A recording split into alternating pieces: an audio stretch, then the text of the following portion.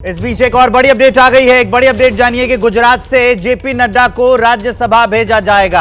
ये बड़ी अपडेट हम आपको बता रहे हैं। जेपी नड्डा गुजरात से राज्यसभा के उम्मीदवार होंगे। ये बहुत बड़ी अपडेट निकलकर सामने आई है कि जेपी नड्डा गुजरात से राज्यसभा के उम्मीदवार होंगे। बड़ी खबर है, जो बीजेपी के अध्यक्ष हैं जेपी नड्डा गुजरात से राज्यसभा के उम्मीदवार होंगे। इनको राज्यसभा भेजा जाएगा गुजरात से। आज ही नामांकन की खबरें भी आई थी, कई उम्मीदवारों ने नामांकन किया है। अब बीजेपी की जो लिस्ट लगातार सामने आती जा रही है उसमें नए नए नाम सामने आ रहे हैं। अभी ये बड़ी खबर है कि नड्डा गुजरात से राज्यसभा के उम्मीदवार होंगे। जेपी नड्डा को गुजरात से उम्मीदवार बनाया जाएगा और महाराष्ट्र से अशोक चौहान, जो अभी कांग्रेस से बीजेपी में शामिल हुए हैं, पूर्व मुख्यमंत्री भी रहे हैं महाराष्ट्र के, उन्हें जो है महाराष्ट्र से उम्मीदवार बनाया जाएगा राज्यसभा के। इसमें एक बहुत बड़ा नाम जुड़ा है अब जेपी नड्डा का कि वो गुजरात से राज्यसभा के उम्मीदवार होंगे। नीरज पांडे जुड़ रहे हैं हमारे साथ खबर को विस्तार देने के लिए। नीरज, गुजरात से उम्मीदवार बनाया गया है?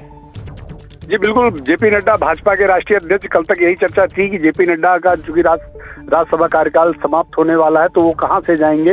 ये जो तीसरी लिस्ट आई है भारतीय जनता पार्टी की राज्यसभा कैंडिडेट के रूप में, तो गुजरात से जेपी नड्डा जो भाजपा के अध्यक्ष हैं उनको राज्यसभा भेजा जाएगा। इसके अलावा एक बहुत ही महत्वपूर्ण नाम है अशोक चौहान, जो 2 दिन पहले ही कांग्रेस छोड़कर भारतीय जनता पार्टी में शामिल हुए हैं। उनको भी भारतीय जनता पार्टी ने महाराष्ट्र से अपना उम्मीदवार बनाया। तो ये एक बड़ी खबर, अब तक की जो सबसे बड़ी खबर यही सामने आई है कि भारतीय जनता पार्टी ने जिन गुजरात और महाराष्ट्र की जो सूची जारी की है उसमें बहुत महत्वपूर्ण सबसे बड़ा नाम जेपी नड्डा गुजरात से राज्यसभा जाएंगे। इसके अलावा गुजरात से जो 3 और नाम है उनमें गोविंद भाई ढोलकिया, मयंक भाई नायक, जसवंत सिंह सालाम सिंह परमार, और महाराष्ट्र से जो 3 महत्वपूर्ण नाम है उसमें सबसे पहला नाम अशोक चौहान, दूसरा नाम मेधा कुलकर्णी और तीसरा अजीत गोपते।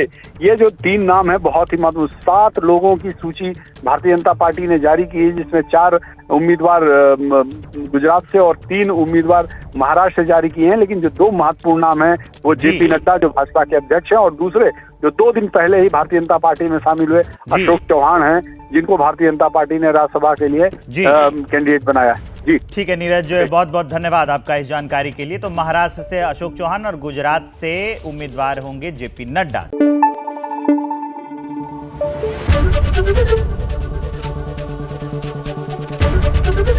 एबीपी न्यूज आपको रखे आगे।